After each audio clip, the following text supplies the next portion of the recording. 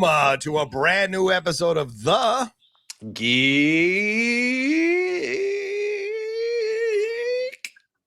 Buddies.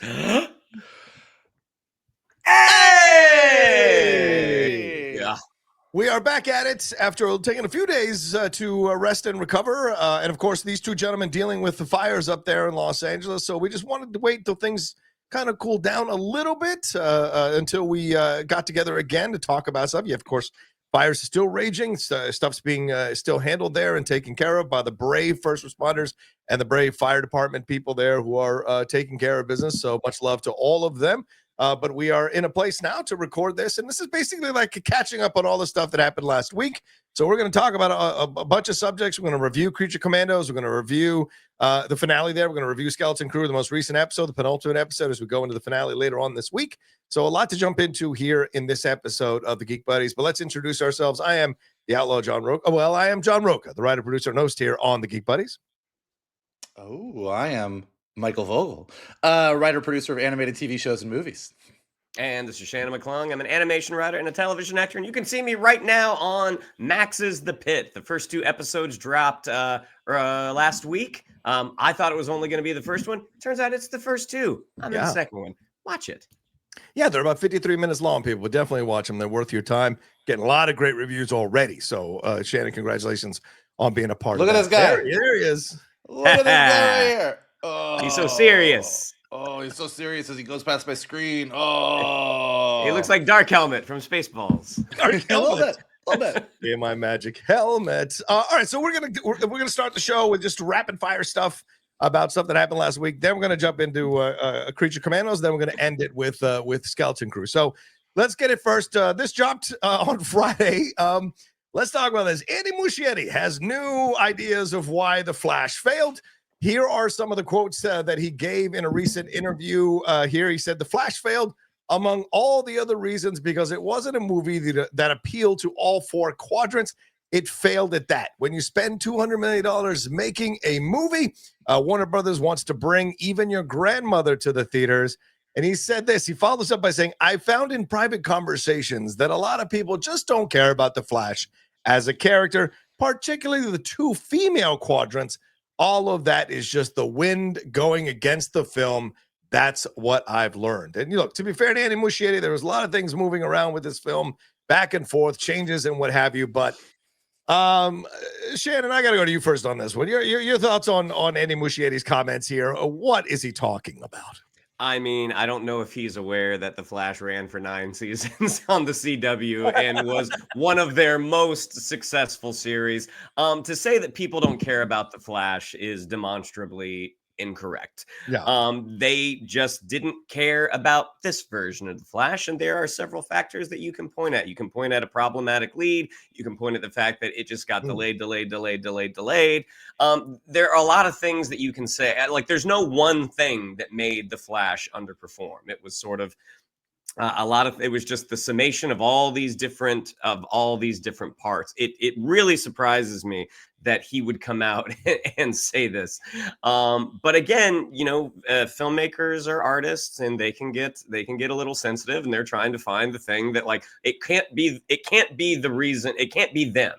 It can't be that my work that didn't didn't resonate. It has to be something else. Oh, you know what? It's probably the characters. So, again, as someone who has been a part of things that, didn't turn out well, man, it sucks. It sucks when you pour your heart into something and the public says, we don't want it. But in this business, that's just a reality. And like, I don't think this diminishes him as a filmmaker, but maybe he needs to run some things through his PR team before he releases his statements. Yeah, Michael, you've gone off on people who are not necessarily paying attention to their PR team, as Shannon said here on the tail end of his comments. What do you think about this? Because he's essentially blaming the fans and then blaming 2 quadrants of women for not being interested in the Flash. Do you think this is a smart move from him? As it seems, he's hanging on by a very, very thin thread in James Gunn's DCU.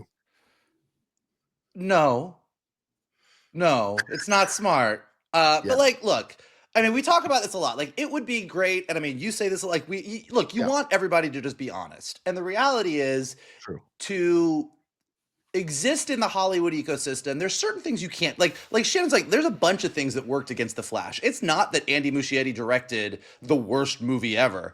Right. He made some choices that I don't think maybe were the best choices, Microwave Babies being one of them. But you know, like there's a lot of things in the Flash to talk about.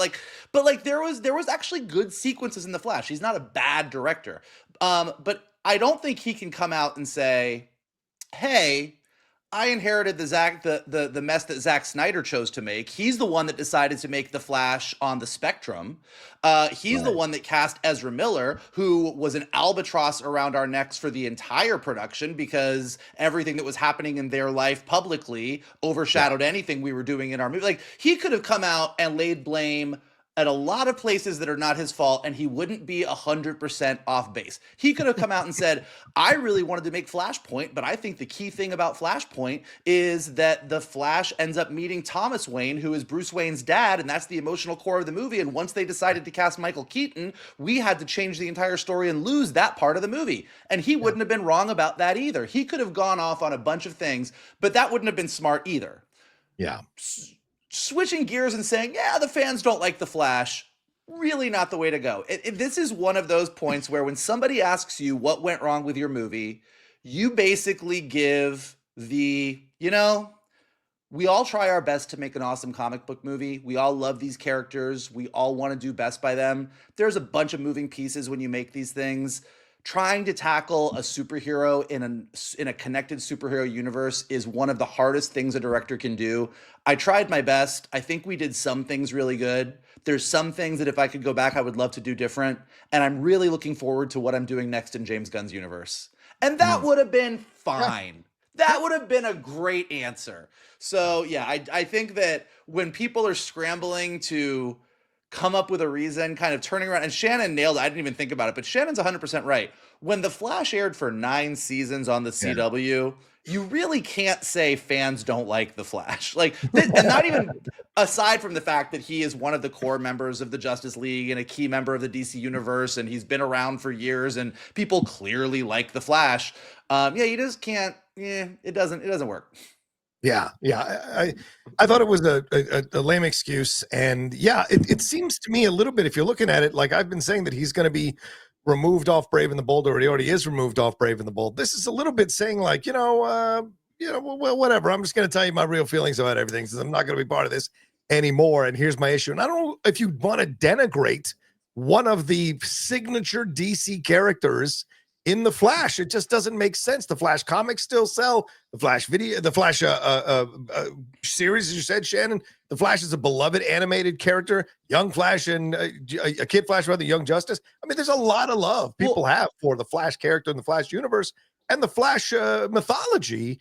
And so it's just shocking to me that he would go down this route. It doesn't make any sense. Yeah. Also, not to harp on it, because we all agree that's a stupid statement, but like James Gunn, who I have plenty of issues with James Gunn. We're going to get into some of them when we talk about Creature Commandos. But, who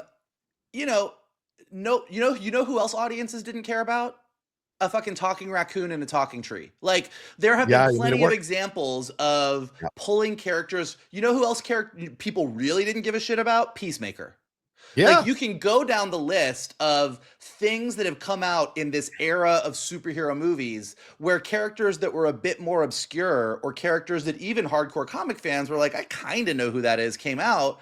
Yeah. And the story was great and the characters were great and it was shot really well and it was a really good script and people went, oh, fuck, this is awesome. So even if there was a kernel of truth to fans don't like the Flash, which there isn't, it still doesn't really matter, because if you make a great movie, people are going to come to your movie. Like, a great movie does sort of sell itself to a degree. Not always, but most of the time. Your job was to make a great movie and you didn't do that. Well, someone who people do give a shit about is Baylan Skoll, and this broke on the hot mic thanks to Jeff Snyder here. But Rory McCann, the Hound himself, will now be replacing Ray Stevenson, the late great Ray Stevenson, in season 2 of Ahsoka as Baylan Skoll. This is an interesting change. They were friends in real life, both Ray and Rory, so certainly taking on the mantle of Baylan Skoll here in honor of his friend. But this is an interesting choice, Michael. This is not a standout choice, a massive choice. Not that Ray Stevenson was necessarily a massive choice, but certainly what he did with that character made the character immediately a beloved character for a lot of people. So what do you think of the casting? What do you think this means for Baylan Skoll's role in season 2 of Ahsoka? What's interesting is, and I'm sure they will, put him in a hairpiece and dye his beard and whatever, but like they didn't, it's what I like about it is it's not like they just cast somebody that was like, he looks the same. Yeah, like they clearly cast somebody that's going to, in their mind, inhabit the role in the same way. I mean, he is a big guy, he's imposing, like, so he's got that going for him, but I'm really curious. I'm going to say something controversial here because I know you were like, everyone, Baylan Skoll's a beloved character. Everyone loves Baylan Skoll. Here's the thing about Baylan Skoll, though. He was great. Ray Stevenson did an amazing job. And for the first half of Ahsoka, I was like, oh, this is great. By the time you get to the end of Ahsoka, and he's great, he gets the best shot. He's standing on the statue of the sister and the brother and whoever it is, but like, we don't really know that much about Baylan Skoll. Yeah. Like Ray Stevenson did a great job, and every line he delivered with a weight that went, I really like this guy. I want to know more. But there's more that we as fans like about Baylan Skoll that's in our heads than was on the screen. Yeah. So I do think this is sort of a role that initially. So I do think that I think that going into season 2 of Ahsoka, any actor who was going to inhabit this role has the potential to really take this role and run with it because they're, I'm hoping and assuming, going to get the lion's share of both character development and plot development that Ray Stevenson didn't really necessarily get to have. Although what he made a meal of what he was given, I just don't think he was ultimately given that much. Fair. Shannon, your thoughts on the casting and where you think we're going to go in season 2 with Baylan Skoll?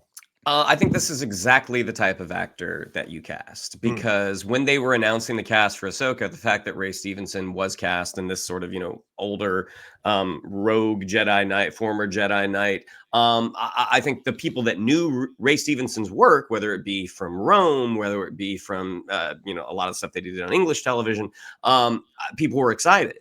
But what made Ray Stevenson stand out was his performance. Like this is a fantastic veteran actor, and that's what you have in Rory McCann. Like again, a lot of folks really only know him from Game of Thrones, but when you look at the dimension that he gave the Hound over those 7 or 8 seasons, there was a lot there, and 7 seasons.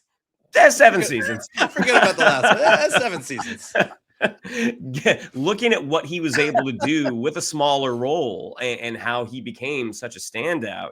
And granted, there was really good writing in 7 of the seasons. I think this is exactly the type of guy that you cast, and the fact that they Ray Stevenson and Rory McCann did have some sort of personal relationship, I think is pretty poetic and beautiful. And it's like he gets to kind of pick up the baton from his friend and finish the story. And as Vogel said, I mean, the thing that made Baylan Skoll cool is there was just this kind of mystery about him. Like we kind of got the broad strokes, and Rory McCann is going to be the guy, depending on where Filoni takes the story, he's going to be able the guy to fill in a lot of the blanks. And again, he's been around for almost 30 years on screen. So this is a very capable performer, and I'm thrilled that a guy like this is getting his shot at a galaxy far, far away. Yeah, I mean, it's called Ahsoka. It's not called Baylan Skoll. So surely he's going to be an integral part of the show. But doesn't have to necessarily stand out and be the lead of the show, right? And last I checked, he certainly has an experience leading a young woman through a situation as he did with Arya. So him stepping in here to take Ray Stevenson's place makes sense with that relationship that was established in the first season. Where's that going to go? Where are we going to go with this? And what's his experience where he went into that cave or that area? What's he going to come out? You can easily adjust his personality to fit a little bit more of what Rory McCann naturally does so that it fits within his own construction of that character and lets him stand out as an actor in season 2. So yeah, I love this casting. It makes sense. And Michael, I think you nailed it. They didn't pick someone who just looks like Ray Stevenson. They picked someone who has an energy like him, but not necessarily doesn't look like him, but close enough that you can make the jump, as opposed to Terrence Howard to Don Cheadle, which was a weird sin. And let's move on to this one now. This story. He was a Skrull. He was a Skrull. He was a Skrull. He was a Skrull. I was allowed to break this one the other day here on the hot mic, but according to sources that I had, Spider-Man 4, the original script, or the script as it is maybe now as they're rewriting it, had a more ground-based Spider-Man story being told here, where Spider-Man and the Punisher come together to fight the Hulk, because apparently there were issues that the Hulk was too intelligent. People didn't like the knowledgeable Hulk, and Marvel wants to go back to the Hulk that's a little bit more of a warrior, of course, as we're laying the groundwork probably for the World War Hulk film, which George Miller was in talks for, possibly. So, Shannon, do you like this idea? When you heard it, did you like the idea that it would have been Spider-Man with Punisher, possibly Daredevil in a cameo, up against the Hulk, battling all through New York City? Well, I mean, there's a lot of question marks, because if this does come out in between the two Avengers films, where does the Marvel Cinematic Universe stand at that point? I mean, like, it could be awesome. I think calling anything with the Hulk ground-based is a little not maybe on the nose. When I think of a ground-based film, I think more of like the criminal elements of New York, like what we were hoping we were going to get, possibly with like a Spider-Man and Daredevil going up against Kingpin. But yeah, I mean, Hulk post Endgame, they're a little messy with where Bruce Banner is. I mean, when you look at the end of Shang-Chi, when he pops up, you look at the beginning of She-Hulk, and you're trying to piece these timelines together. Like, I don't know if this totally lines up, but at the end of the day, if we get a fun film, another great Tom Holland Spider-Man adventure, I'm happy. And not that Tom Holland can't carry a movie on his own, because he certainly can. But I think one of the fun things for me, and I mean, I'm not one of the folks that have had an issue with the MCU Spider-Man movies. One of the fun things about the movies is who they kind of partner him up with, because again, he even after everything that he's gone through, he is still young. He's still a kid. And if you do partner him up with someone who is so extreme as Frank Castle, I'm like, that could be interesting. I honestly don't know at the end of the day what Frank Castle is going to do against the Hulk, but we'll see. Never doubt Frank Castle. Michael, your thoughts when you heard this news and this possibility, and do you think they'll retain any of it if there's going to be like almost seems like a page one rewrite? Man, my Spidey sense is tingling, and not in a good way when it comes to Spider-Man 4. So I will say, so first of all, we've talked a lot, and I mean, I have said this a lot, and I may end up eating my words, that like, I'm just assuming that by the end of Avengers Doomsday, the multiverse collapses, and then Secret War is going to be like the Jonathan Hickman Secret War. And I'm hearing a lot of rumors that might not be the case, and that like maybe although Secret Wars will still be an element of the Jonathan Hickman run, we may end up having a couple movies between Doomsday and Secret Wars that aren't necessarily in a post-multiverse collapsing place. So maybe there will be more movies just taking place in the regular MCU as all of this other big stuff is happening. I don't know. So, there's a lot of question marks across the board. I'm going to go ahead and avoid the obvious joke that Trump won and Marvel decided they needed to make the smart Hulk dumber, but I'm just going to leave that over here. Trump won. Let's make that. Let's take that IQ down a couple notches. I do think that they sort of did smart Hulk for Endgame, and then all of a sudden just went, well, we don't know what to do with the Hulk anymore. Like they were like, they just sort of dropped the ball. But like, to be fair, they've dropped the ball on pretty much everybody in phase 4. Like, I mean, even people they introduced in phase 4. So everyone just sort of is floating, to Shannon's point, is floating out in this ether where we don't know what anyone's doing. We don't really know until they show up in a movie. And to Shannon's point, you had him sort of show up at the end of Shang-Chi. It was like, okay, well, there's like sort of, not necessarily the Avengers, but, Wong and Bruce and Carol are all talking, and they brought Shang-Chi in, and then you get to She-Hulk, and you're like, or maybe not. Maybe he's just doing his own thing. I don't really know. So Spider-Man fighting the Hulk is a tried and true, put that in a comic book, and it always works. It's really fun. Spider-Man teaming up with the Punisher, and it always works in a comic book because they are so different. But I think the Punisher showing up in a 4-quadrant, we want this to make $1 billion Spider-Man movie, you inherently run into this is not this is not my Netflix Punisher. Yeah. Like, you inherently run into a Punisher teaming up with Spider-Man has to be at least a little bit softer and cuddlier than what we've seen on Netflix. And I think that's going to rub some people the wrong way. And again, it's just like, even though the Spider-Man movies almost shouldn't be as successful as they are, despite themselves. Like, to Shannon's point, the whole concept of let's team Spider-Man up with some other hero in the MCU feels like that should just be it's kind of cheesy. And they always found story reasons why it really felt like it worked. Yeah. And then Spider-Man No Way Home, as we've talked about, bringing in everything in the kitchen sink from every Spider-Man franchise really shouldn't work, and it did. So the Spider-Man movies have a track record of, let's do a bunch of shit that should absolutely make this movie collapse under its own weight, and it works. But a lot of that was John Watts. Like, a lot of that was, and we don't necessarily, and we don't have that this time. So there's just a bunch of question marks. And the more that it's like, oh, it's Spider-Man and Daredevil fighting Kingpin. Nope, it's going to be a sort of multiverse thing with lots of Spider-Man. No, it's going to be the Hulk and the Punisher and Spider-Man in the streets of the MCU because we want to make the Hulk a threat again. It's like, there's so many moving pieces now that I don't really know where we're going to land. But it all is very concerning to me right now, because I think of all of the MCU, and again, I'm not one of the ones that has issues with any of the stuff they've done. I think the Tom Holland Spider-Man movies are like one of the crown jewels of the MCU, and one of the crown jewels that have sustained through this modern Marvel era. Like, it's still gold for them. And so I understand why they're so stressed out about it. But nothing that I'm hearing right now makes me go, oh yeah, they've really nailed it. Yeah, I had some thoughts on it. Obviously, you can listen to myself on the hot mic, but real quick, for me, it's more like, this is a great idea for a comic book story or a run, but this feels like a Marvel once again serving multiple masters. Well, we got to make sure Punisher's established. We got to make sure we launch Hulk into World War Hulk, and we got to check in with so in essence, it doesn't become just a singular Spider-Man movie, which is what a lot of people want to see at this point. And it becomes a much more of like, well, we got to make sure we serve all these things or lead into all these things. So that, to me, bothers me a little bit. But in the abstract, in a vacuum, I love it. But I know it's going to be all connected in different ways. All right, one last thing. I know we got to run out of time with this segment because we got to jump into these other things. But real quick, Michael, your thoughts on this? Black Panther recasting. Jeff broke this last week, early in the week. This is actually happening here in the new Marvel phase. T'Challa is going to be recast. Will we be getting a T'Challa that is from Earth 616, or do you think this is going to be a T'Challa from another universe that gets brought in here and takes over and is the Black Panther with a multiversal story? Your thoughts? And is it time? Is it time? It's been 5 years since he passed. Yeah, I mean, look, there's been a lot of debate about this both ways. Like, and I think there's a lot of people that feel really strongly that you shouldn't recast T'Challa. I think there's a lot of people that feel really strongly and have good reasons why you're like, we've seen other people get recast. Why can't you recast T'Challa?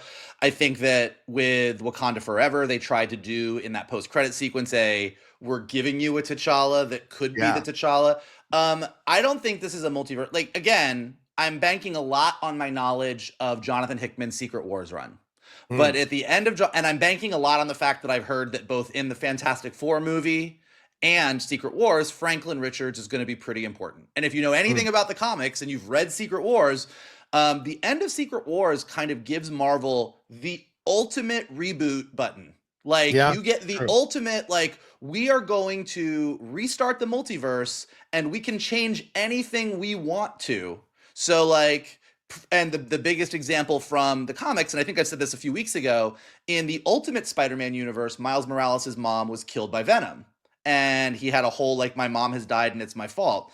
When they rebooted the Marvel universe and put Miles Morales into the main MCU, they were like, hey, let's give him his mom back. So you can kind of do whatever you want. So, for example, if you had a giant multiversal movie and you brought in all of the 20th Century Fox X-Men, you could reboot and recast them into a new Marvel universe where mutants existed. Like, you can literally do anything. So it does seem like the perfect time to go, oh, boop, either young T'Challa is now older T'Challa and is ruling Wakanda, or we have a brand new T'Challa. But whatever we do, it sort of is like the ultimate, like, let's sort of do a soft relaunch of everything and put any character that we want to at any age we want to into these movies. So I have a feeling the timing of we're looking for a new T'Challa right now kind of feels like that's the right place to relaunch him. Yeah, it does feel like the right time overall. Shannon, what are your thoughts on this? Do you like the idea? Do you think it's the right time as well? And how do you think it's going to happen? I mean, I think the MCU, especially post the multiverse saga, the MCU needs a T'Challa. Yeah. And whether or not that happens to be T'Challa Jr., who we met at Wakanda Forever, or if they do just give us a new proper T'Challa, I think the movies actually need it. As to how they're going to do it, we'll see. I mean, Vogel's right that post the multiverse collapsing, you do give yourself you get a lot of grace there in that you're basically it's that soft reboot that they've talked about. I know in the aftermath of Chadwick Boseman's tragic passing, that a lot of folks felt that you can't have someone step in, and Right. it wasn't just the fans thinking that. I think there were probably a lot of actors who thought that too. Like those are big shoes to fill, Well, and it's a little soon. Now, because that time has passed, I mean, I think you do still have those people who Sure. think you shouldn't do it. But ultimately, I think for the Marvel Cinematic Universe to continue, knowing what an important part Wakanda is, T'Challa, it would be nice to have T'Challa back. Yeah, he passed in 2020, and you know, it's you can argue 5 years, but it's really a little bit over 4.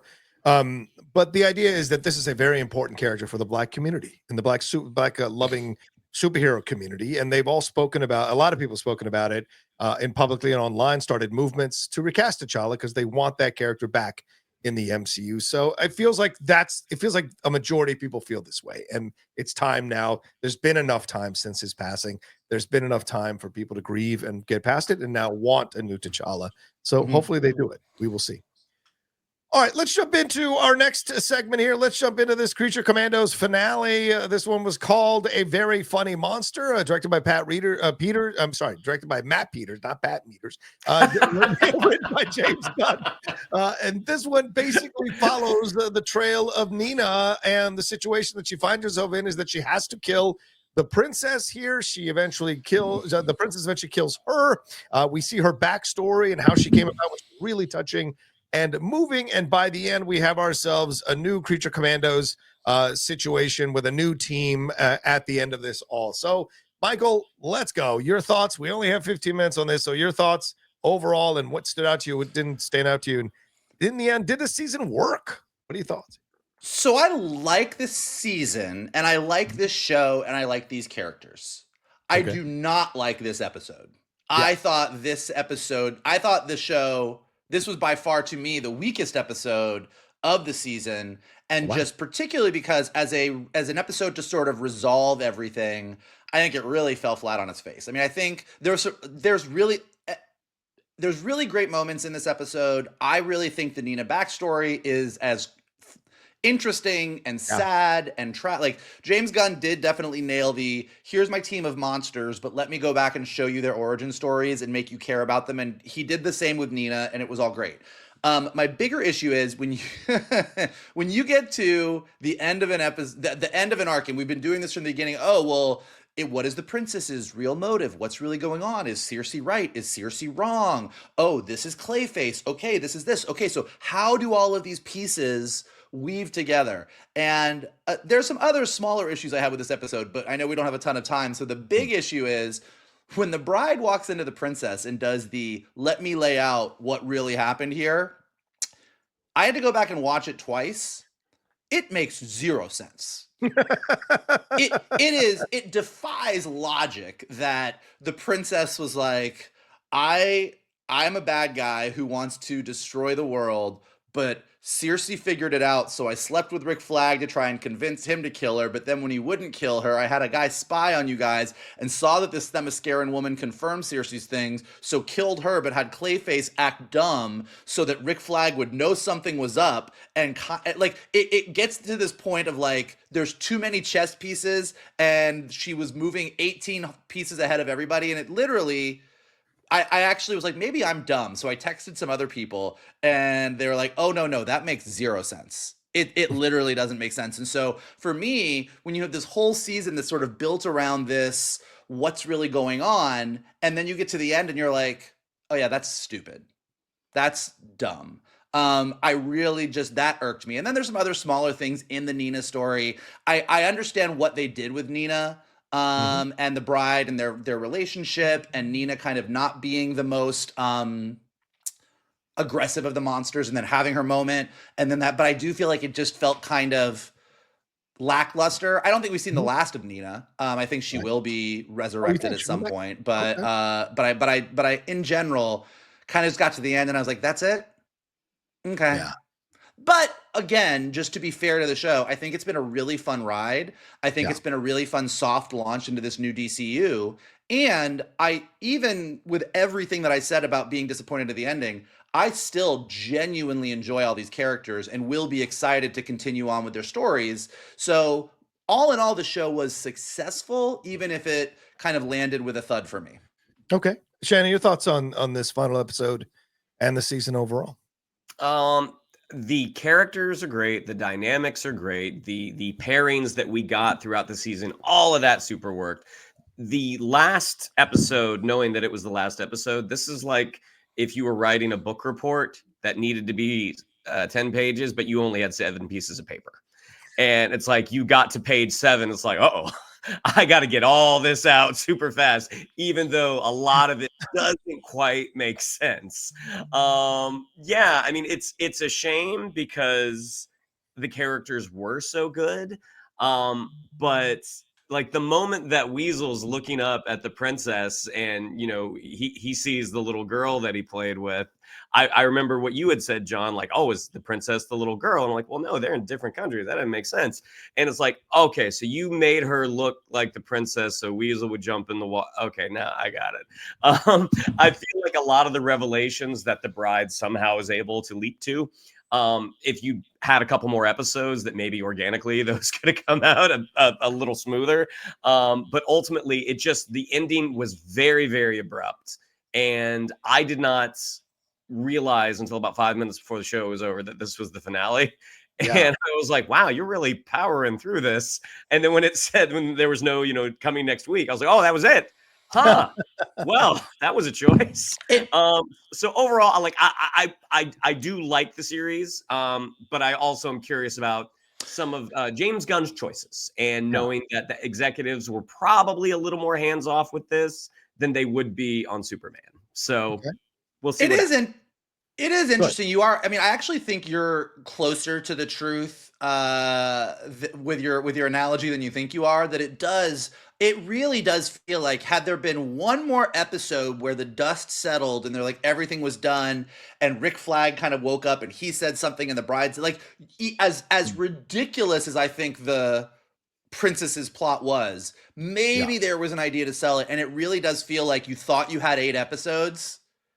And then with the, like, oh, we're going to do an 8-episode season and an 8-episode season because most things kind of tend to be in that 8-episode chunk. And you're like, oh, we're doing 7. And you're like, oh, fuck. Okay. So I saw Clayface on the monitor and I realized, yep, you got me.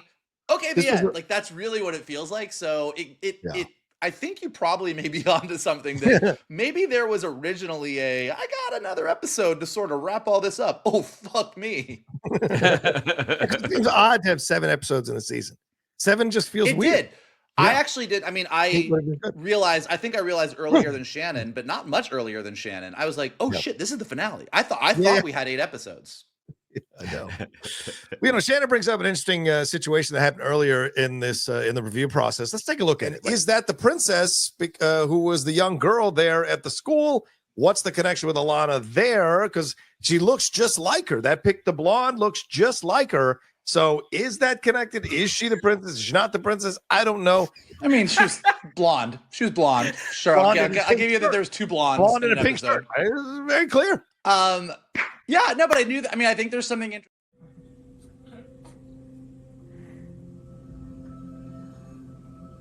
Vindication.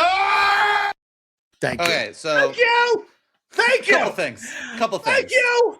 I got a couple of things to say. One, I will say that watching a playback of an episode like this, I do see the faces that I make when you say stuff that everybody talks about. Yes.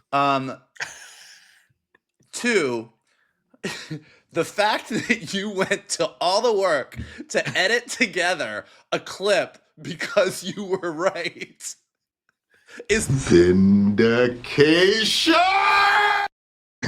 if that isn't the most John Roca thing that you have done in 2024 and 25 thus far. And knowing that we're on limited time, it's like, nope, I'm getting this. I'm not reviewing it at all. I'm just giving my vindication. No. I don't think I 100% am in your camp of not liking the episode, but it did feel anticlimactic. That's what I would say. The ending felt anticlimactic, and it was sort of like a Law and Order. It was like he was criminal, and it was like a D'Onofrio. She became D'Onofrio, the bride. She's like, but then you did this, and then you did that, then you did dun dun dun, and he's like, take her away. No, just shoot her in the head. And then the team doesn't look that exciting. Yes, I love GI Robot there. King Shark, it's fun to see King Shark and whatever that mummy is. I know some people have an Easter egg about that mummy, but like it isn't as exciting of a team. And so I'm like, I don't know if I'm excited for season 2, but we'll see. But yeah, the princess thing kind of just didn't go anywhere by the end, and she just shot her in the head. So Nina dies for almost no reason. But the Nina backstory was beautiful. I loved it. I was very moved by it. I was touched by it. It's interesting that, he turns the mother into the evil one in all of this, and the dad's the one that's really caring. So it's just an interesting twist on the story. And then she has to watch her dad die in front of her, getting shot by the cops. Like, that was huge. So there were some really bold strokes taken in that backstory. But yet, by the end, you're like, oh, okay. It feel like you had to really rush and wrap this thing up. So I think I agree with you guys in that point for sure. All right, so let's move on to this skeleton crew situation here. Episode 7, the penultimate episode here. The kids thinking that they got everything scored away. They're heading to Ad Atten, but unfortunately, they get captured by the crew there with Jodna now having shot Brutus in the head, taken over the crew. They land on Ad Atten with some subterfuge, and there is Jodna with all of that Old Republic money. And now with a lightsaber drawn on the parents by the end of the episode. So I started with Michael on Creature Commandos. Shannon, what are your overall thoughts on this episode? What do you think? What stood out to you? What worked for you? Everything still works. I really like this show. I mean, anytime I chat with someone, the best comparison to make is like, again, had this come out in 1986, I think there would have been a generation of kids that just would have lost their minds, because it's literally that it's Goonies in the Star Wars universe. I mean, and you get to see the journey of Jude Law's Jod, and the comparisons to Long John Silver. Jod's making a couple of turns, and I'm like, I don't know if we're gonna have the same ending that we maybe got at the end of Treasure Island. But watching an adult address children, treat children the way he has treated them at this point, this does creep into that kind of darker aspect. It reminds me of like the end of Goblet of Fire, like the first time you see Voldemort in his full person, the way that he addresses Harry. I mean, it does get a little scary. And like you see, I did not have SM33 getting decapitated on my bingo card. The great thing with the droid is that head can always be reattached, but still there is the visual of watching this friend, the kid's friend, bang, his head's gone. This was their protector. And also, like, I imagine we're going to find out. I mean, it seems like Jod was training, and Order 66 happened, and he went off on the same way that like Moses Ingram's character went off in Obi-Wan, like had to find his way, and this is where his life kind of led him.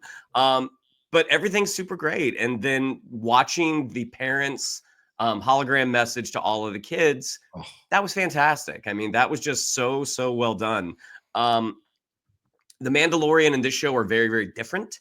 But this is creeping up on Mandalorian season 2 level of quality for me. I mean, it's a really, really well done show. And we talked when it was just John and I, we were talking about the casting of some of the smaller roles. They've got a great cast here. I mean, there's that one pirate who's on the deck who basically stops the airlock. And it's this older woman, and I'm like, where'd you find her? Because I don't recognize her. What's that? Is she from Orange is the New Black? Yeah. There you go. But she was fantastic. Like, she just fits in this world.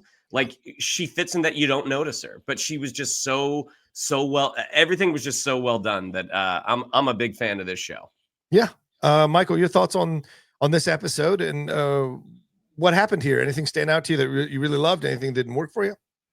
Nothing didn't work, and I really still love the show. I'm with Shannon. I love this show. Like this will be a really fun one to do, like what I do with Hawkeye, what I do with WandaVision. Like I can definitely see myself on like a Saturday, Sunday, waking up and be like, oh, I can just burn through this in an afternoon. Like I'll just like watch all episodes of this like it's a movie and really have a fun time. This was the first episode because it's the penultimate episode.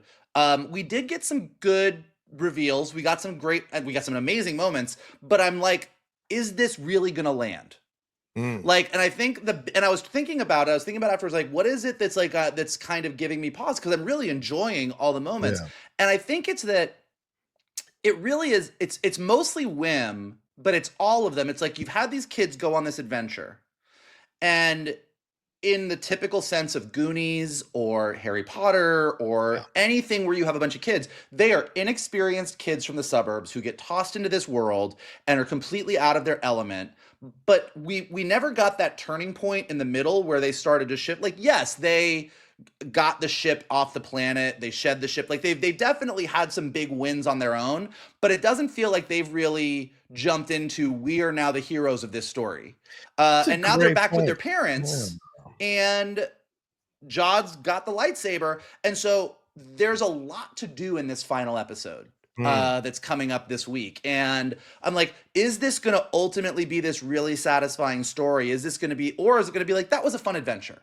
And I kind of honestly, either way, I'm going to be fine because it's been such a fun and refreshing ride. But this was the first episode that we got to the end and I was like, okay, like we got back to At-Aten. We got some good reveals about what's going on inside the planet. We saw all of the gold. Like, so there was some great moments, but I'm still like, okay, what's going to happen? Now, I could get to this week when we review the finale later this week and go, fuck, they really did it. Or I'll be like, it was a fun adventure. I wish there had been a little bit more. So we could go either way. That being said, I'm with Shannon on some of the things he said. I thought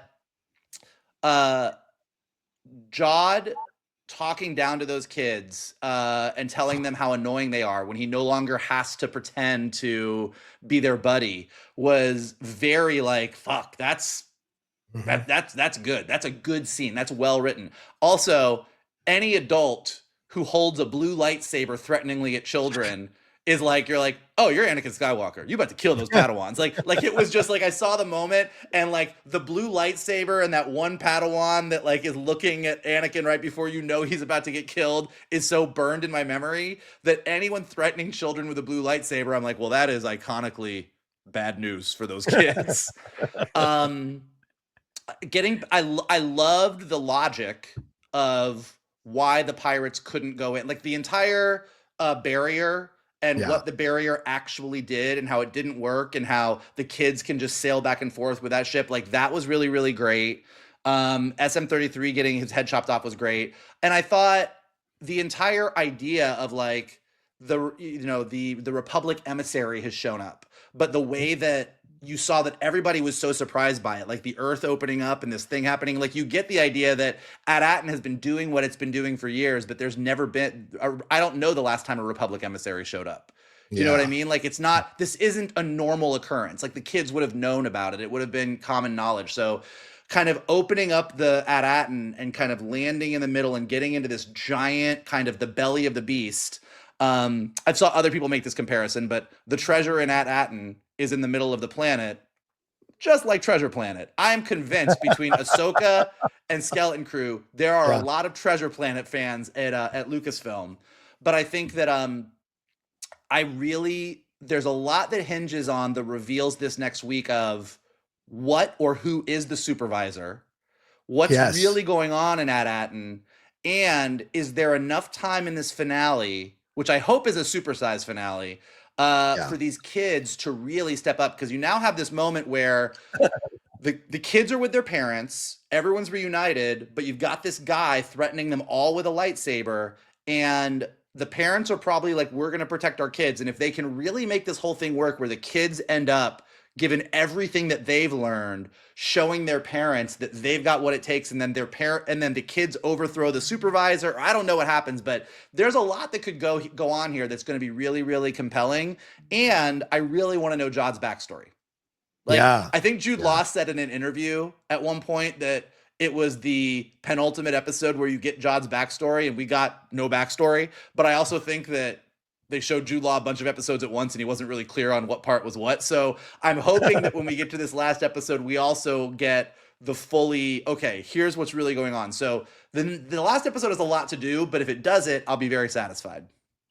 I just love the idea that it's how can I say this? I love the idea that it was directed so well, because Lee Isaac Chung did this one, who did Minari and did Twisters. I know a lot of people I wasn't a fan of Twisters, but I liked Minari and I liked his great movie. His Mandalorian episode. And I thought that was good stuff. There was a confidence in this direction. And I liked that they went dark, and not kiddie dark. They went dark. You know, there's a kiddie dark and then there's dark. And this thing, as you said, Michael and Shannon, him berating those kids, that hit a little too close to home. Having that adult tell you that you're too annoying, or that you're not smart enough, or not good enough, or that you're never going to do this, or, you know, all this kind of stuff. It hits at the core of who children are and how you mess up kids at a young age by doing those kinds of things. So having it been so brutal, especially from someone that Wim especially had admired, thought was a Jedi and all of that. And even Fern, a few episodes ago, when he essentially saved them in that Civil War episode, she was coming around on him. And so seeing him deliver such brutal takes here was something else. And him getting knocked the F out by SM-33, I thought was great. But then him beheading SM-3 was an interesting turn. So they turned Jod full heel in this episode. Absolutely full heel. Did all the terrible things. Drew a lightsaber on them. And then at the end, it drew a lightsaber on their parents, in essence, to threaten them. But I was moved. The women, when that hug, I mean, if you watch my reaction, which is up on the channel, I was like, hug that son of a bitch. Hug him. And sure enough, then it's got emotion. Was beautiful. It was beautiful. And they all had their moments to do that. But there was smart writing here, because even Jod Nah, when he's in his Captain Silva, whatever it is, when the hologram comes up and they're like, don't tell anybody. He's like, oops, sorry about that. You know, there's things like that I thought were great to decorate it with an interesting charm. But the evilness throughout, even him walking up to Brutus, who was helpless, as bad as Brutus is, and shooting him in the fucking head, that is brutal. So I like execution style. Execution style, yeah. It will. Michael, I mean, like, I think for me, what I'm hoping for is you have this moment where, you know, I mean, like, the parents are going to do the classic parents, like, get behind me, kids. And then the kids are going to just kind of take control of the situation, and the parents are going to get to watch their children disarm a guy with a lightsaber and kind of save all of that at. And then, like, and if they can pull all that off, and then the parents are just like, who the fuck are you, kid? Like, what? Like, that will be satisfying. I also think my favorite moment of the episode, I'm the opposite of John. John loves it when they go dark. I love really good kid logic and kid humor. And when Fern called take backsies or claimsies, when Fern called claimsies on the Onyx Cinder, and Job was like, that's not how it works, and then just got knocked the fuck out, and SM-33 said, works well enough for me. Like, that maybe was my top moment of the episode. Like, claimsies being, like, allowed into the pirate code. I was like, now that is good. Shannon, anything more you want to add on what we talked about here? I mean, 33 cold cocking Jod, and when you see a section of the helmet get broken off, like, again, that's a very satisfying moment. But also, as the ships are, you know, going through that sort of, you know, the green barrier, and you see these generated bolts of lightning taking out the other ships. And as the Onyx Cinder flies past one, you see they're all illuminated with a red light. You see the last one turn green, and everything kind of calms down. Again, it's just really, really good 1980s Amblin filmmaking. Like, it's just it just feels right. And the irony may be that the adventure that Wim has been desperate to have is going to all occur on the planet. So the fact that he went full circle to have the adventure that he wants to have the whole time would be really interesting. It would be an interesting twist to have on it. And I can't reiterate this moment enough. When the kids are looking at their planet from the outside, and they're like, wow, that's what it looks like. Wow, it's that whole perspective. And, you know, Michael will get this. I don't know if Shannon will, but, like, it's Into the Woods, right? When Jack is on top of the beanstalk and he's singing about I see things now like I'd never seen them before. I see my home in a different way. I see my world in a different way. And that's the way life is. Sometimes you have to leave something so that you understand what it looks like in the rearview mirror, or when you come back to it, you have a whole new appreciation of it. I think the kids are coming back to Manhattan with a whole new appreciation, and the mysteries of it all being revealed, which was supposed to reveal when they graduate. The fact that it's going to be revealed early, I think, will be fascinating to see what those mysteries are when they get revealed in the next episode, including who the supervisor is, because that supervisor was over intercom. Is that real? Is that taped? I don't know.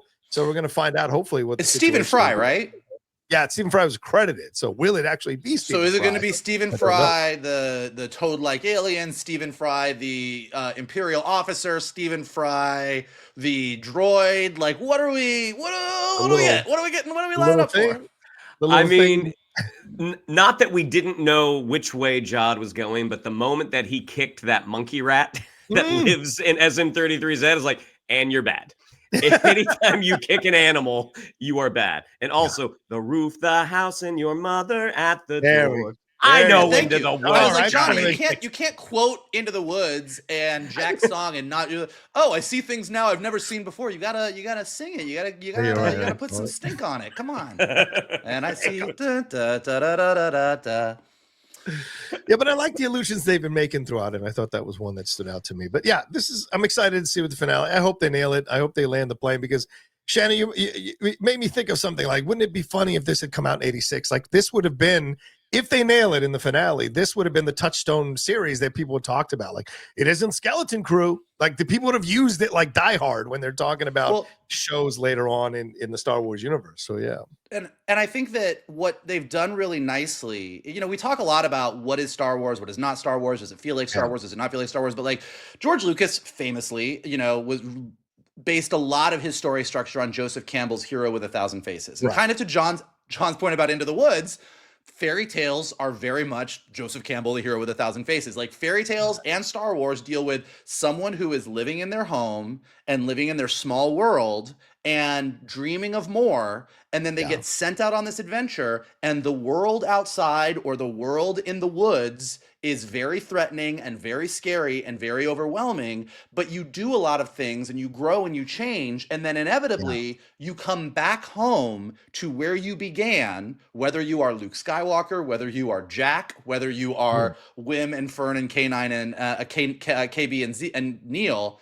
So what we've got now is, in a very classic mythological, very classic Star Wars sense, we have kids who started on their home, like they had At-Aten instead of Tatooine. Like Luke, they went on this journey and met smugglers and rogues and fought people and met monsters. And they've now returned home. And this last episode, for it to work, has to be, now what have you learned when you were out in the woods? Yeah. And can you use that knowledge back home? Because you are now not the person that you were before, which is literally what Jack's song is. But like, you are now not the person that you were when you started. You're something new. And that something new is what is needed to now stop a bunch of pirates, because you never would have been able to do that before. And so if Wim can have like a hero moment in front of his dad, and his dad was like, Wim, like, that will nail the show.